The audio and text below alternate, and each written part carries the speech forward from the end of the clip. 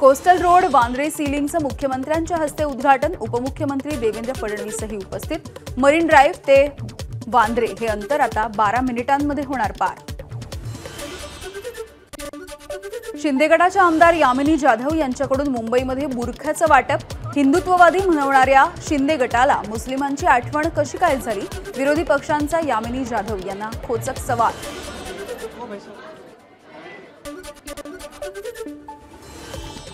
राज ठाकरेंच्या गुडघ्याला ठाण्यामध्ये दौऱ्याच्या दरम्यान दुखापत, गाडीमधून उतरताना झाली दुखापत। ठाणे दौरा आटोपता घेत राज ठाकरे मुंबईला परतले।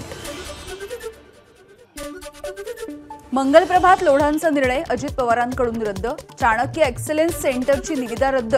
7 वर्षांपूर्वी लोढा पर्यटन मंत्री असताना घेतला होता निर्णय।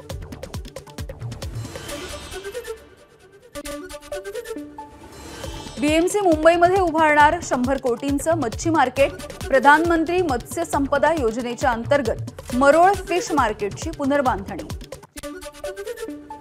मुंबईच्या प्रभादेवी परिसरामध्ये 15 ते 20 फूट रस्ता खचला, खड्ड्यामध्ये कारही अडकली। स्थानिकांच्या प्रयत्नाने कारला बाहेर काढण्यात यश। मुंबई महानगरपालिकेचे अधिकारी आणि पोलिसांकडून रस्त्याची पाहणी।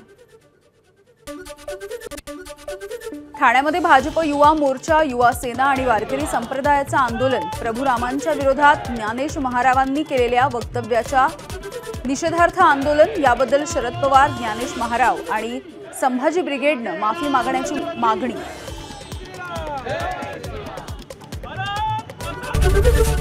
एबीपी माझा, उघडा डोळे बघा नीट।